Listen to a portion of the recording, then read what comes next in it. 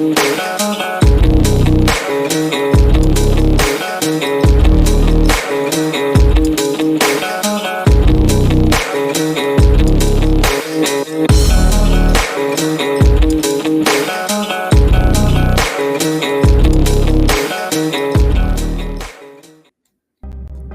Danielle Walker here. I'd love for you to check out my online boutique, Lux Lion. My mission for Lux Lion is to showcase innovative African designers and sustainable mission-driven brands. To do that, I bring you stunningly beautiful handcrafted jewelry and accessories from some of my absolute favorite places on earth. Small batch wholesale for storefronts is also available. Join me in celebrating African artistry and shop now at luxlion.us. Use promo code FREEDOM for an additional 10% off your purchase. Welcome, everybody, to For the Love of Freedom. Today is Wednesday, September 17th. It's 10 a.m. Central. I'm coming to you live on Voice of the People USA TV and radio network on Rumble, X, YouTube, and Facebook. Wherever you're watching or listening, please like it, share it with your friends, leave comments. It helps me out so much with the algorithms, and it gets the voice of truth out there. So please do that. I am your host, Danielle Walker, and on this show, we meet people who've rejected the status quo, rejected convention, and each in their own way are working to bring freedom to the world. Joining me today, let me bring them on, are two people who are so dear to my heart. They are family. Stephen and Candace Crothers are living and working in a remote village in Honduras called La Mosquita. Stephen is a mechanic and a pilot, and Candace is a nurse. And together they serve the people of La Mosquita and the surrounding areas with emergency medical treatment and transport, and by showing the love of Christ. Welcome, Stephen and Candace. It is just such a treat to have you with me today. Hey Dan, so great to be here. Thanks so much. We're excited. You know, it was my dad's idea to do this. He was like, you should have Stephen and Candace on before they go back to Honduras. So yeah, so thanks, Dad. Shout out to you. Great idea.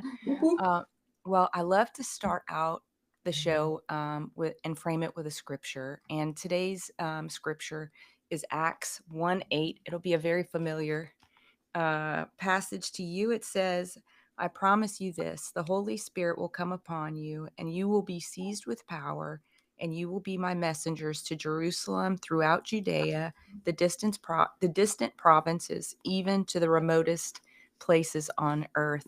And I obviously brought that scripture because you are living and working in one of the most, what feels definitely like one of the remotest places on earth. Let me see. So why don't we start? I don't want to start really there. I want to go back before you got to the remotest place on earth, and tell me how you two met. And I just want to say that this is going to be really fun because some of the questions I have for y'all today, I know the answers to, but a lot of them I don't. And these, because, you know, whenever we have, when we get to visit, there's a lot going on. And so you don't always get to know, you don't always get to dig into this stuff. So this is an absolute treat for me as well. So let's go back to the way back. How did y'all two meet? We met in college. We had tons of mutual friends growing up, but we never crossed paths until Nichols. Okay. Yeah, we met at the BCM in Nichols. And I don't know if this was the first interaction, but one of the first interactions, like I already knew that I wanted to be a missionary. And one of the first memories of Stephen I have is he is going around handing everybody a Pray for Sudan prayer card. And I was like, who is this guy? So that was one of my first memories. And I started crushing on him pretty soon. As you should. Yeah. Now, that was you kind of touched on what I was going to ask you next, which is your call to the mission field. So Candace, you already knew that you were called to the mission field. Maybe tell me a little bit about that. And then Stephen, was Candace first and the mission field was second, or how did that all happen? Yeah, I guess as a teenager, I started feeling called to missions. I think just in the church in general, there was like a huge missions push and young people going to the field. And, I took several trips and fell in love, and it just got in my blood, And so I just, at some point, the Holy Spirit confirmed it in me. And I went to college looking at what should I do in order to be able to use on the field, Okay. Awesome. Yeah. And then you became a nurse. So Yeah. that's awesome. There's several majors. I landed on being a nurse. I think we all have several majors in our pasts. Yeah, except for I only have one. Like, well, yeah, I guess 1 degree, but yeah. Yeah, Or, you can. I think That's 4 the same majors. as me. One, Yeah. the main degree, but then there was a path to get there. Right. And what about you, Stephen? I feel like God put a love for people in my heart as a kid. When we were in Vacation Bible School. I think I was like 6 or 7. We were taking up offering with the Lottie Moon for the Lottie Moon missionary offering, and I just felt God he said, you're gonna just put a desire to help people and to do that. And so I actually got to go share on this furlough at church. It's the first time I've been back in probably 30 years. And it was pretty special because I got to sit, I could see it.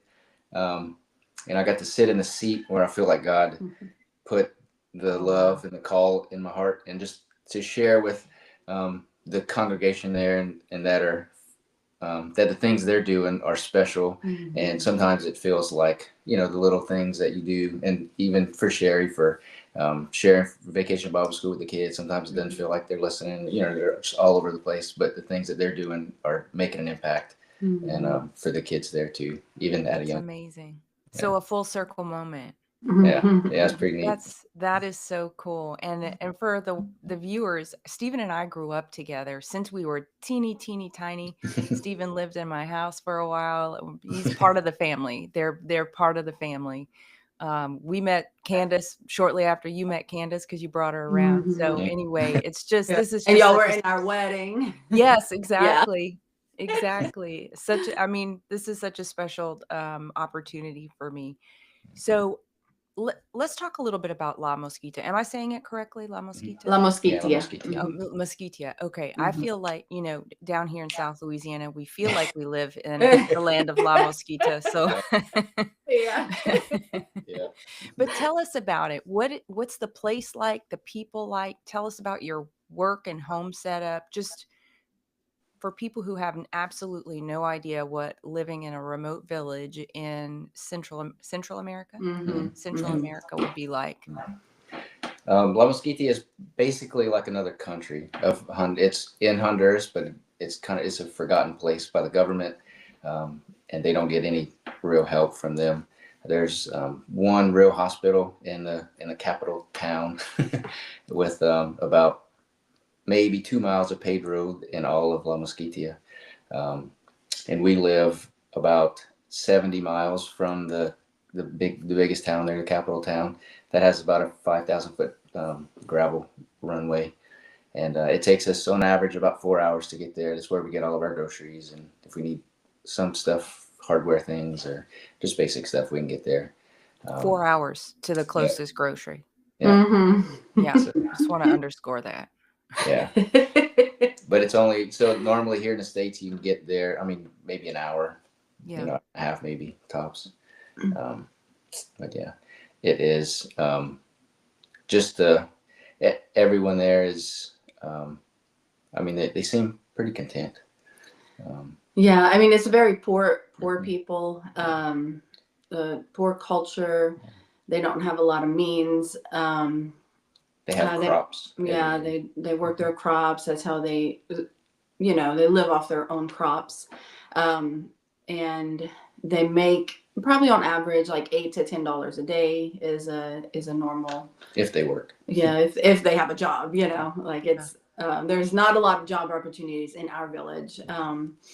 There is a macaw sanctuary in the next village over, and some people get jobs with that project, so that's a blessing. And then last year there was every summer, I guess it would be like probably from about February to May or June, there's a firefighting position because there's lots of wildfires. So they can get jobs doing that too, which is very, very hard job. They go out and Yeah. they make fire breaks with machetes. And Yeah. so they cut 8 to 10, probably 10 to 12 foot sections of fire breaks with machetes and hose and so just miles and miles. They just basically go around the perimeter of the villages and try to keep the fires out, because the past 2 years the fires have been really bad. They've come to the village. Close to the village. Yeah, sometimes in the village. Yeah. Because it was just really dry. Our well ran out those past 2 years. This past year we were good, but the past 2 years we ran out of water for probably 2 months, 2.5 months, I think. Yeah. So, but there's other wells there, hand wells that you get water from, and so. Wild. Now, how long have y'all been there, and how old were your kids when you moved there? A little over 4 years. 4.5 years. Yeah. We moved to Honduras in January of 21, and we were in language school for almost a year. And then in December of 21, we moved to Roosters. That's the name of our village.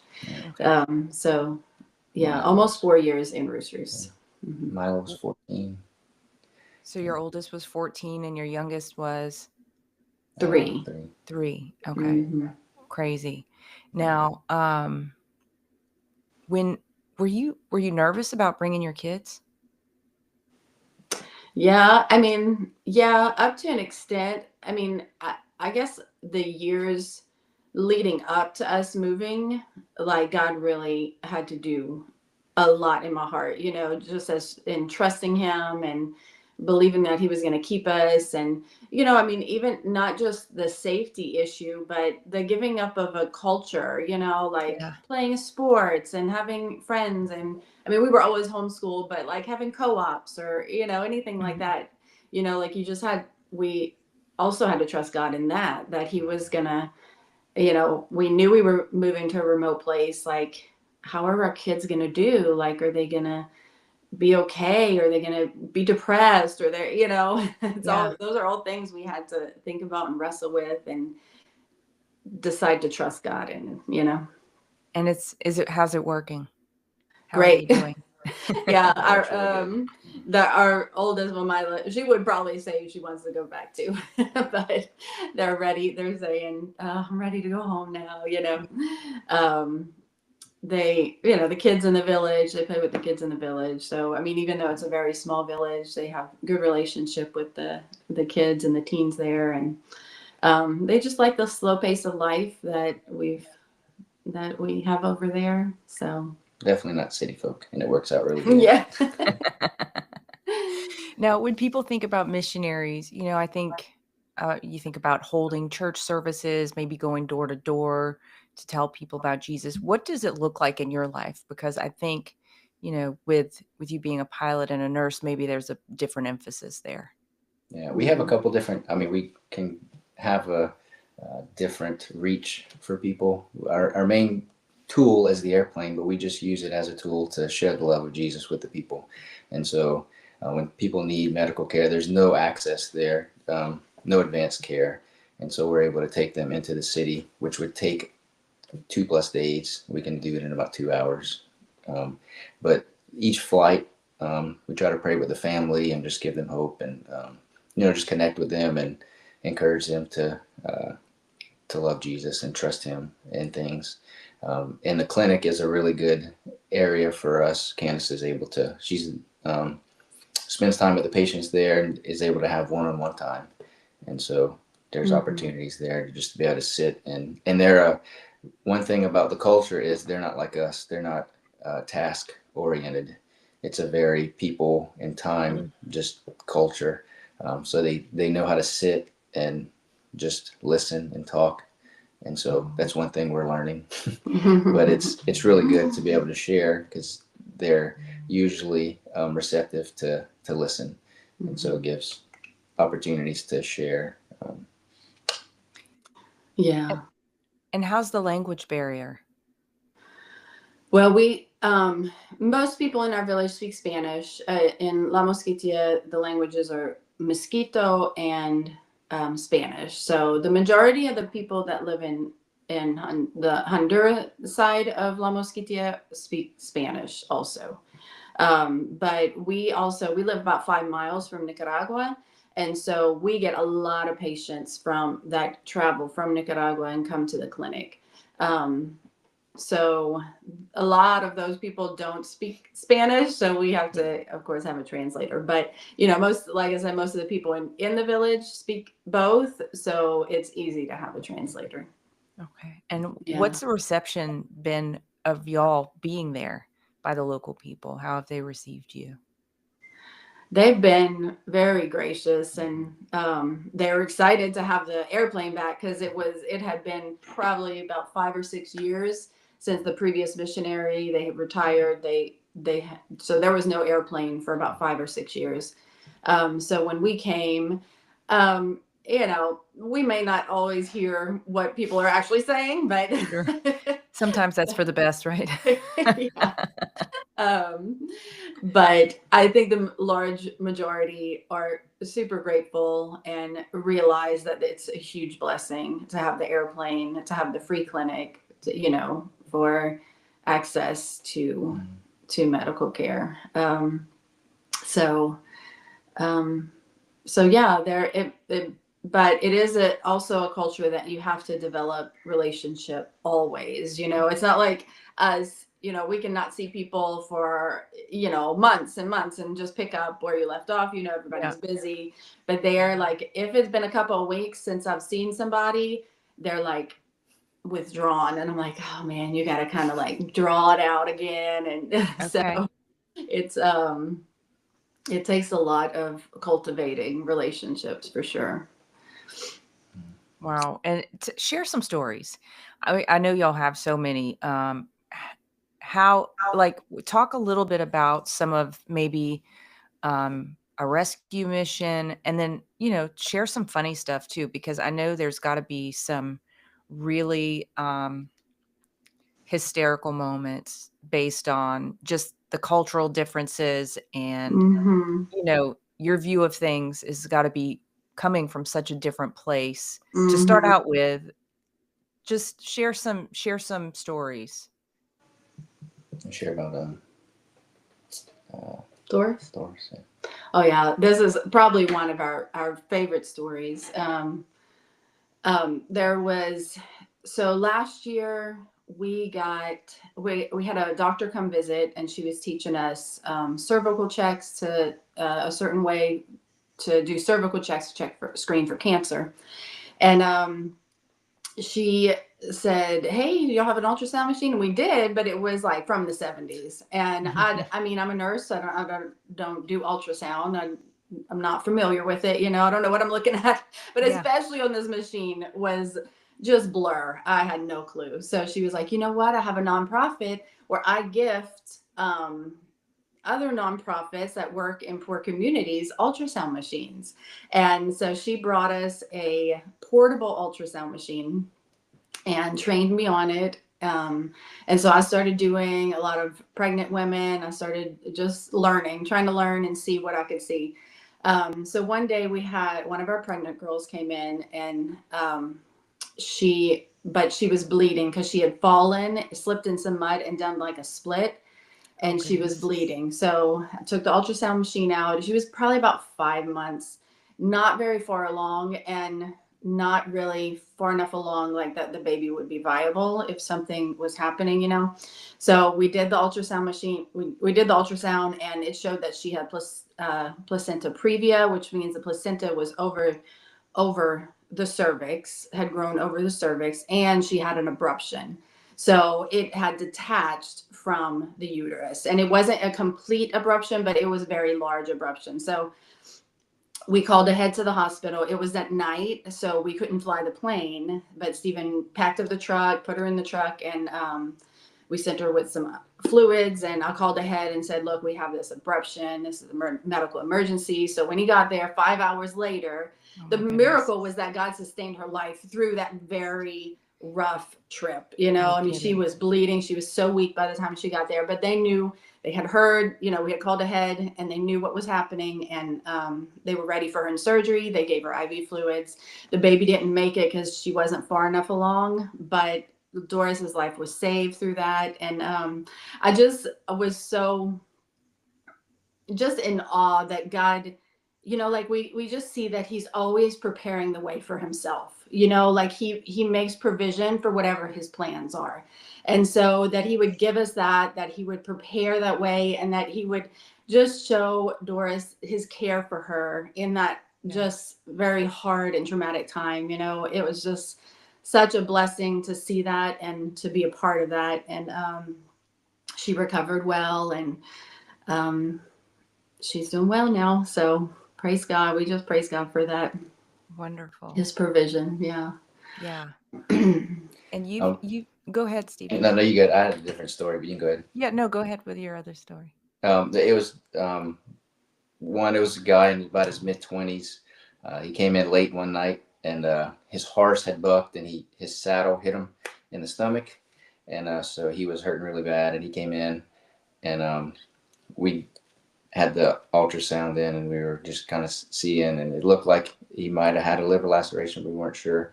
And so he was. We waited.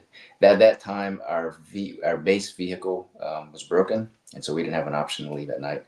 And so, but First Light, we put him in the airplane, and we brought him to one of the hospitals there. And a lot of times with patients, we don't really know what happens to them because we never get to see him again. And so about a month later, I was in town shopping, and I saw the hospital administrator from that hospital, and he's like, and he asked me, I said, hey, he asked if I knew about the patient. I said, no, I haven't seen him. He said, well, when he got into surgery, he was probably, the doctor said he was about an hour from losing his life. Wow. He was all full of infection and blood everywhere and stuff. And so that was kind of neat to be able to hear that, what we're doing is helping. And so he recovered. Yeah, he recovered, and he was fine after. They were able to help him, and it was neat. That's amazing. Now tell me a little bit about some cultural moments that you've had where it's just been hysterical in the eyes of an American. Every day. Oh, I'm going to tell them the frog story. Okay. So when we first got there, after a few weeks, we got a bunch of chickens. We bought some chickens from a lady, and there was already a chicken coop in our yard. So we had the chickens in there. Well, after, several weeks or months, I don't even really know the time frame, but we ended up hatching like a bunch of chickies, like 18 chickies. Wow. And it was like really great. And so they would go in this spot that was completely closed off at night. There was no way for anything to get in or out, and they would stay there at night. It was all fenced in. But then I noticed them starting to get sick, and they just started dying off, all these chickies. And we ended up with 2 chickies left out of 18. And so one of the guys in the village, Laston, his name is, he was like, you know what I think the problem is? I think it's a frog. A frog's licking your chickens at night. And I'm like, what are you talking about? He's like, yeah, frogs, they lick the chickens and it could kill them because they're venomous. The frogs are venomous. And I'm like, they're not like poison dart frogs. They're talking about toads, Yeah. And I'm like, okay, Laston. I'm like, it's all closed off. There's nothing that can get in there, but frogs were licking them apparently. So, time went on. We ended up building another chicken coop and moved all the chickens over. And he was tearing it down one day. And he says, hermana, venga aquí. Come here, sister. And I said, and he's like, look at this. And he had taken everything down, and the posts that were in the ground, the post that was in that spot, it was opened to where the chickies stayed at night. There was a toad living in there. And it rotted out, and there was a toad. And I was like, oh my gosh. And then, they say everything's venomous. After that, I was like, everything is venomous. That frog, that plant, everything's venomous. And sure enough, it was a toad. So And he was licking your chickies. Yeah, he was licking our chickies. That is so crazy. So, Yeah, that was one thing. Culturally, I was like, they just all of Honduras thinks that think the frogs are poisonous. They're scared of frogs, but I was like, with reason. So, Look at that. Not just superstition. yeah. Are there some weird belief systems that you've encountered being there where you're like, why would you think that? Or it's just things that are like maybe superstitious? Yeah, they have lots of superstitions, and there's some kind of witchcraft stuff mixed in their beliefs, and like they do when the baby's born or an animal, even sometimes they'll do tie a red band around their wrists so you can see the wrist first before you look at the baby. What's that supposed to do? Ward evil spirits off. Okay. Yeah. Okay. If snake bites, if you get bit by a snake, like you can't look at the person or you're gonna die.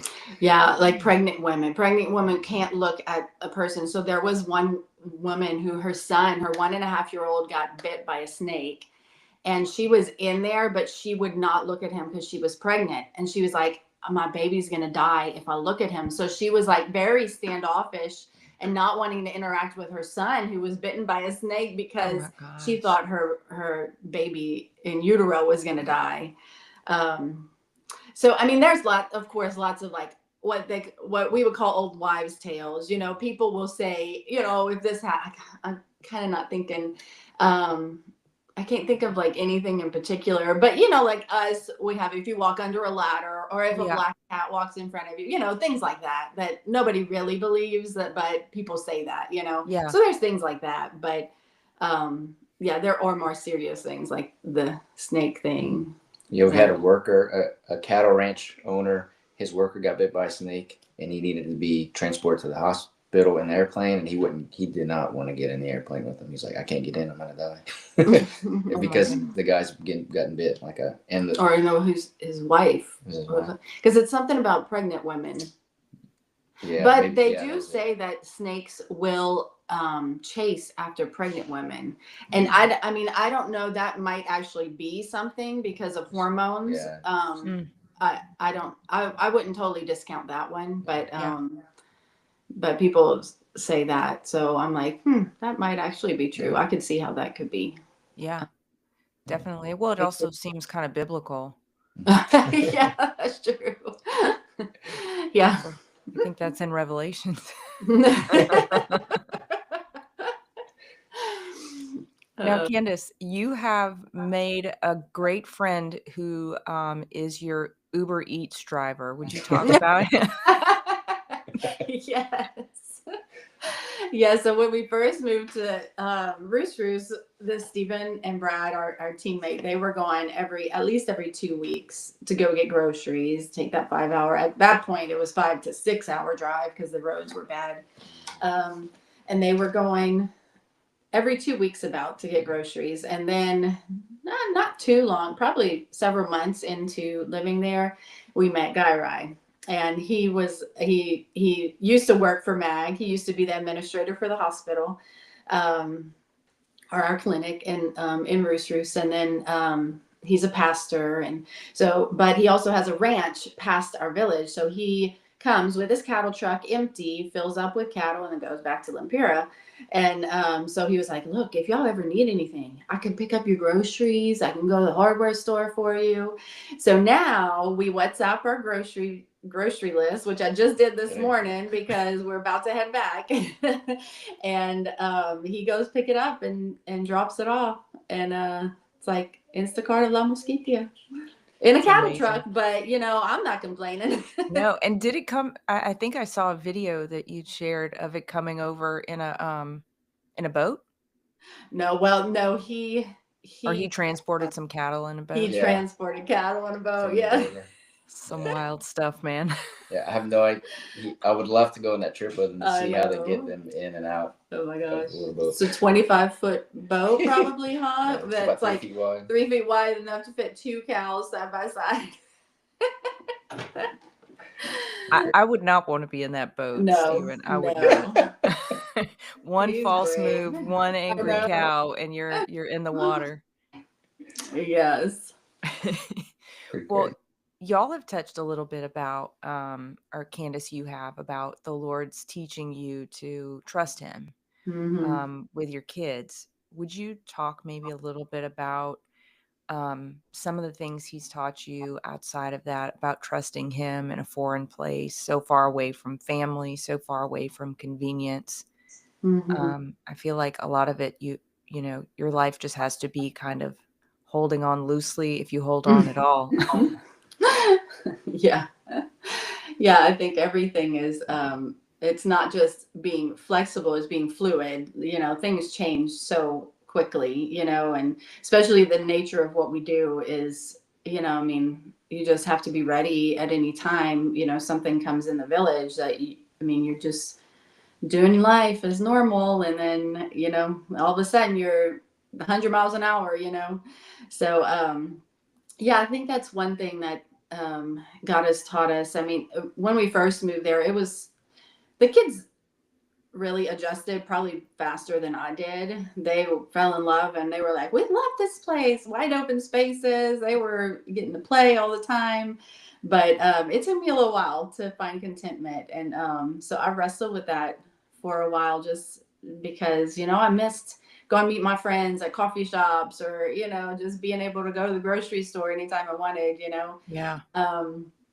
So it did, like, God, but he gave me this verse, and I clung to that and I spoke it so often so that it would become truth, you know. And it was God makes everything beautiful in its own time. And you know, when you first would have asked me, you know, people ask me, do you love it? One of my missionary friends in Honduras, she's like, do you love it there? I was like, love is a strong word. But now I can say that I do, because he's made it beautiful in its time, you know. So I'm so grateful for that he, you know, I can't even imagine us doing anything else. So I'm just so blessed by that he you know, it's what he did to change me. He didn't change anything in our situation. He changed me, you know. Yeah. And that's the big takeaway, that it's us that he needs to change. Yeah, So. it's true. What about you, Stephen? Yeah, just I think before we left, I had a moment where I had to, like, I felt God to say, I mean, you have to, are you going to trust me even if something really bad happens? Like, and I mean, I had to just come to the realization that, I mean, I have to, because, I mean, everything is in his hands and he's going to work everything for his good, good things and bad things, which I've gotten to see how God can work bad situations into good. Being able to look back at things that have happened and see how he connects the dots and works in the background whenever we don't see anything. Sometimes we're just seeing a wall and we're just trying to push through or go around it or wait and knock at the door. And he's working something from another corner, from a different way. And if we weren't waiting and something, an inconvenience or something didn't happen, then we wouldn't have gotten the answer to our prayer or whatever it is, or an answer for someone else. And so just making the decision to say, yes, I trust you with everything. And it's a daily thing too, not just a one-time decision. It's kind of, you know, so. Yeah. And one thing with trust that I remember that I guess was just, you know, a question asked by the Holy Spirit, like, you know, in the preparation and in the process, like, God, can I really trust you? And then he's like, who are you going to trust? Yourself? Like, do you have all the ability to control your life and to protect your children completely? You know, like, you know, so that really brought it into perspective. Like, I can't do anything more, but obviously a lot less than God can, you know. So so that was, that's a good word. And you have been homeschooling your kids there. How has that been? Challenges with the internet, challenges with, I don't know, I can't even imagine what the challenges Yeah. are. Yeah. Lots of challenges for sure. Yeah, at the beginning, internet was really spotty. I mean, we had a lot of our stuff was in book form, but we did have some things that were online. And when our internet would go out for like a month at a time, the kids were like, I can't do my work, Mom. The internet's not working. So yeah, but now we have Starlink, so that's a huge help, and we never run out. Although on cloudy days, it does affect it some. It's a lot slower sometimes, but it was probably 2 years or so before we got good internet. Yeah, at least. And battery power. We were running on generator at first. Sometimes we were running the generator 12 hours a day, and it was just way too expensive. Oh yeah. We have solar now with some pretty good batteries, and so we have power every day for the most part. Yeah, thank God. How do you keep them motivated for school? Yeah. Consequences. Yeah, I mean, it's definitely. I feel like from older kids, because we've always homeschooled. From my older kids, I felt like I was a lot funner homeschooling, and now our second set, JoJo and Sybil, we had the first three, and they were really close, and then 5 years later, we had the second set.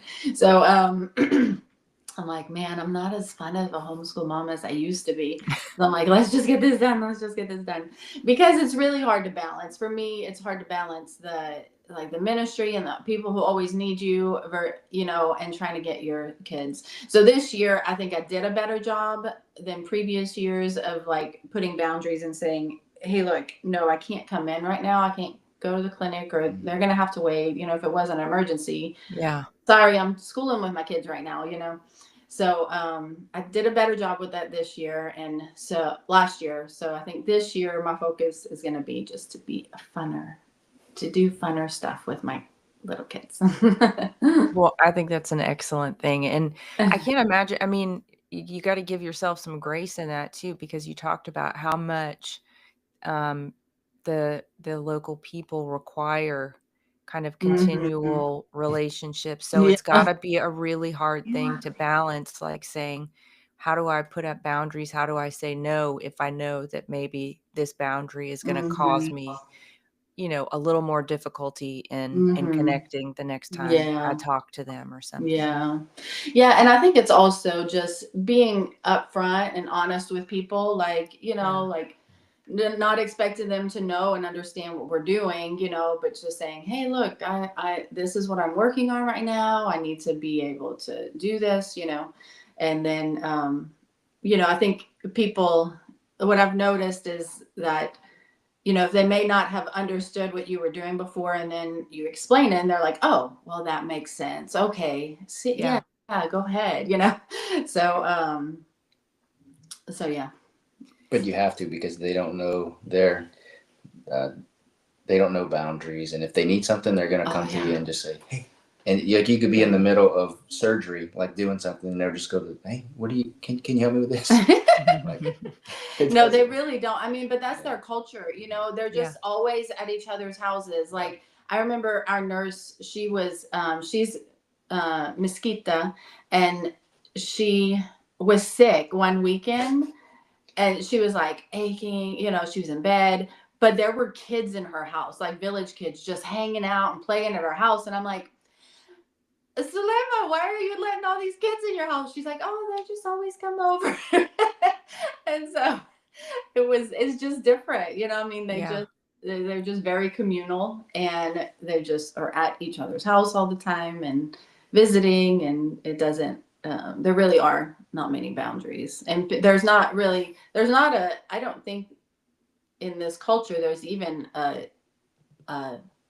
value of privacy. Like, they don't even know what that would mean, privacy. Wow. So that's a culture shock. Yes. As Americans, we value our privacy, right? Yes. 100%. And so it's something that we have to balance, because we want to be involved in the community, and we want them to trust us and to want to come to us. but also, you know, we do like privacy too. Yeah. But we have some missionary friends in across the border in Nicaragua, but they are fully living like Mosquito. She said, yeah, we have people in our house all the time from the time we wake up to the time we go to sleep. Like there's people in our house. Oh my And gosh. so we haven't gotten to that level, you know. And I really admire her for that. But we do still try to you know, cultivate those relationships. Yeah. And there's another missionary family on your base, like close by, right? Mm-hmm. Yes. So that's got to be kind of, in a way, a lifeline of just like we can connect on Right. some main points of mutual understanding, you know, Right. not like it's it's just different when you come from a similar cultural Mm-hmm. background. Mm-hmm. Yeah. Yeah. Cool. Well, y'all shared a video with me, and I thought I would take the opportunity to play the video, Oh, cool. and give people a little flavor of what your life is like. So let me play that now.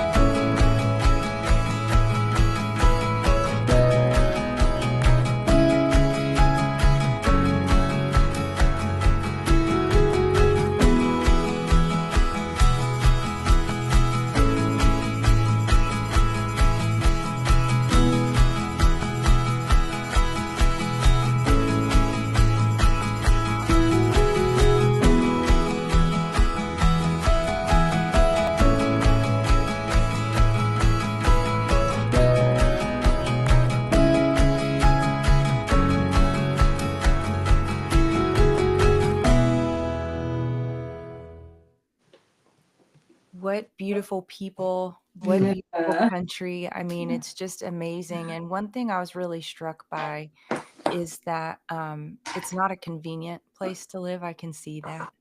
But it seems like the lack of convenience is what causes community to be necessary, right? And you think Right. about our own culture and how convenience has actually separated us from people. It's allowed us to not have to live in community, but we were made to live in community. We Yeah. were made to rely on each other. And I think we make our own lives more difficult and less fulfilling by being such an Amazon, Uber Eats type of culture. You know, you really lose human connection. Yeah. How Yeah. how would you describe the people? I mean, it looks like it's a very joyful people. Oh yeah, for sure. I mean, yeah, life is hard, and I feel like in our community there is just a blessing of I don't know, just a spirit of blessing. I mean, there's definitely people who have it hard. You know what I mean? Their lives are harder than everybody else's, but they're accustomed to that way of life. You know, I mean, they're hard compared to what we think, you know, and, you know, having to wash clothes in the river, wash their dishes in the river, you know, that's every day for them. But, you know, and when we had to do that, that was really hard, you know. Yeah. But for them, it's just their way of life, you know, it's just normal. So I forgot where I was going with that. Oh yeah, joyful people. But yeah, I mean, the kids are always smiling and laughing. I mean, they're laughing at everything, even at the expense of people sometimes because they're just so joyful. um, yeah, and initially, when you would maybe come across mosquitoes, and they, you know, they just have that resting, mean looking face, you know, but then whenever you start talking to them, they're just the sweetest people, you know, and so it's it's easy to view them a certain way. But like you saw in the video with, you know, them receiving things or playing or, you know, being in a VBS, being in a church service, yeah, their demeanor just changes. And yeah. Did you have any moments where you had to let go of like maybe some kind of instinct to save people from their own lives? You know, like you see how hard life is, and you just maybe want to fix it for everybody. But there's no way you can. Yeah. Oh yeah, absolutely. There's what we call in missions, or maybe anywhere, a savior complex, you know, that you want to you want to give. And, you know, we've definitely learned that being there and living full time, like you can't just give everything to everybody, you know, like it's just not sustainable. And it's healthy, you know, it's not healthy for the people, it's not healthy for you as a missionary, you know, like it's fine to bless people and to, you know, to be a conduit of somebody else giving to them, you know, that's fine. But to always being receiving things for free, or receiving, you know, that's not a healthy way of life, you know. Yeah. And we have seen how that has backfired in a lot of areas, you know. And so you just have to have discernment, have wisdom on when to do things, when it's okay to give, you know, when the Holy Spirit leads you to do it, you know. But it just depends. And there's different projects that have come in and just gave and left, and they don't work. Like they're just, things are just sitting there, and because they didn't really want it in the first place, but it was somebody's cool idea and it would help. But that's just not how they do things, and nobody's there to help cultivate that. And there was no ownership in the project, and so like people who have flown in to help. Yeah, or something, not then, not even like our organization or worked with us, just different groups that come into the area. Really good ideas and stuff, but it doesn't work there. Yeah, and you kind of see that across the board in missions in general. You know, you hear that a lot. You know, I don't know that a lot of people hear that, but I guess being in missions, you do hear that. You know, like it's not so great to just pour out pounds and pounds of clothes, you know, for people. You know, like it's just not it's not healthy for the community. And there's a book called When Helping Hurts. And it's a really good book. And they also have When Healthcare Hurts. And we're just kind of seeing that playing out live in our lives, No so kidding. it's really just discernment. And we always have to pray to know what decisions to make, Yeah. Are you seeing the fruit of your work? Are you seeing people's lives changed, or are you seeing people maybe more discipled, or coming with more gusto to faith? Mm-hmm. Yeah, we were just talking about this when we do a medical brigade every year. And we show a Jesus film during the nights. And this year we had 30 people give their lives to Christ during that week. But it's not just like what we're seeing, where it's other communities like that. Our pastor friend who brings our groceries, he said that they had gone to different villages, going door to door, and they were seeing people be saved.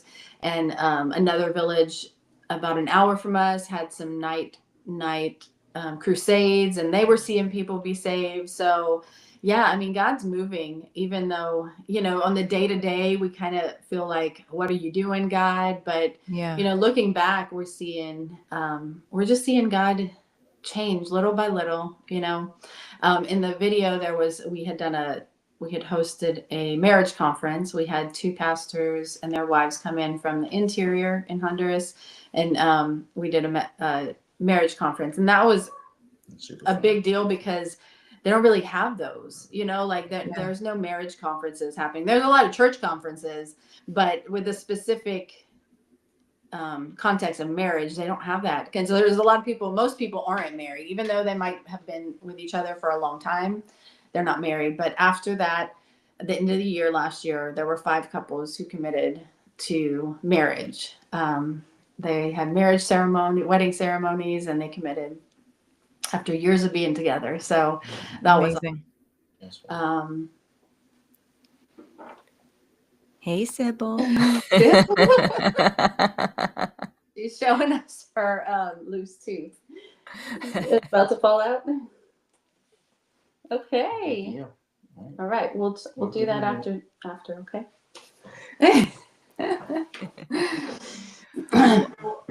A lot of your work is dangerous. What advice or wisdom would you give to people who may be sitting on the sidelines, maybe not following an instruction from the Lord to do something because of fear? I think it's I don't know about dangerous, but it's not. If you're in the will of God, I mean, God's going to be with you. I mean, it's not to say that you're going to be protected from any kind of harm. I mean, anything we do, there's going to be risk in it. I mean, just going to work in your car, there's risk. Yeah. Every time I get on the road, I'm like, man, how can you, we have to have more faith in everybody else on the road that they're not going to hit us, or they're not going to do something silly, or if they're drinking, or, like that has to be way more. But when God asks you to do something, it's going to be uncomfortable. And so one thing I try to teach the kids is to be comfortable being uncomfortable, because anything God asks you to do is going to be bigger than you, or it's not going to be worth doing. And so it's just going to be of you. But whenever He asks you to do something, it's usually going to be out of your comfort zone. And so that's big things anyway. So that way He can show up and He can get the glory for it. And you can say, that definitely wasn't me. Mm-hmm. Like that's all God's work. And that's just how He chooses to work. And so I think as we spend more time with Him in the quiet, and just knowing that He's going to show up and have an expectancy for Him to do what He does, and put ourselves aside and let Him move, then we can start seeing things more. And so as He asks to do something small, we can step out and do it, and then He'll ask us to do other things. Mm-hmm. Yeah. And how has God surprised you lately? Oh man, just Well, being here, we've been on furlough for several months, and just surprised us with just new people who have just really wholeheartedly jumped on with the vision and really wanted to join the team, being partners. That's been such a huge thing. I don't know if you remember in the video, we were building a learning center, and we're going to use that for like tutoring or just continuing education, conferences. Mm-hmm. The options are endless. But one thing, whenever Brad was visiting the village, God gave him a word and said he felt like God said, you guys are going to use this building for just to reach more people, not just in the village, and as an outreach. And so he was just like, okay, and he didn't, have any context to it or anything. And so. But one of our supporters, she works for one of the Texas school districts, and they were getting rid of a bunch of tech. So they donated like 30 iPads, 30 Chromebooks, and 2 like big Promethean boards. Wow. And we're just finishing up this learning center. I'm like, I don't know what we're going to do with this. Like, I mean, we do have a vision, what we could use it for, but we know by now that God is always preparing his way. And so we're like, okay, let's we'll receive those. And so those are going to be, I think, really great resources. And I'm just excited to see like what God's going to do with it. So. Amazing. Yeah. Well, how can people support you as you are his hands and feet? Not just for him, but for us in La Mosquitia, in Rus Rus. Well, there's several ways to give. If I don't know, we can maybe put the link on there. I mean, prayer is definitely the biggest, because a lot of times we come across, like you said, dangerous situations, dangerous things, and we need discernment on how to deal with it. Discernment and wisdom on what to say, what to do at the time. So just his covering and his blessing over us, that he would establish the work of our hands. And then you can also join in like monthly or one-time gifts as on the MAG website, and support. And for those who are listening, it's if you're just listening, it's flymag.org, FLYMAG.org. Mm-hmm. Yes. And there's, when you go to give, there's several options and several ways to give on there. So, yeah. Awesome. Well, thank you both so much for coming on. It's just such a pleasure. It's such a gift to spend some time with you and just hear how God's working in your lives, but also how he's using you and what he's teaching you, because it challenges us, it challenges me to know that you guys have been so faithful, and you constantly have to step out on faith. Every day is a faith step, living where you're living and serving the people you're serving. So thank you for loving the people of La Mosquitia. Thank you for being such a blessing to them, for the work that you're doing in healthcare, but also the work you're doing, just sharing the love of Christ, which is the main thing. Yes, the absolute main thing. So God bless you. And I think I'll see you later this afternoon. Yep. Ooh, sounds good. Thank you, Awesome. Dan. Thank you so much. Love you guys. Yes. Love you. And just a reminder to everyone watching, the State of Freedom will be back here live at 10 a.m. Central tomorrow. We will be speaking with Dr. Mary Talley Bowden about the MAHA agenda and the future of hopefully seeing some accountability for all that went down that was so horrible during COVID. So please tune in to us tomorrow. We look forward to being back here with you. All right. God bless.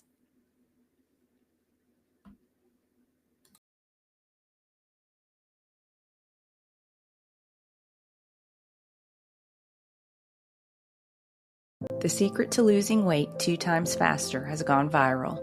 See the transformations hundreds of thousands of men, women, and teens are experiencing around the world with the Slender Eyes drops. These homeopathic hormone-balancing drops are proven to control appetite, support thyroid function, improve energy, boost mood, and increase metabolic rate. To learn more about the drops or other incredible natural wellness and lifestyle products, email me at danielle@freedomstate.us or visit the Shop Our Partners page at freedomstate.us. If you're looking to invest in physical precious metals or convert your 401k to a precious metals-backed IRA, please consider making your investment with our trusted partner, MetalStacks. Their prices regularly beat the big sites and they have no credit card fees or minimums. Shipping is free for orders over $500. Just visit metalstacks.com/dwalker or get there from our website, freedomstate.us.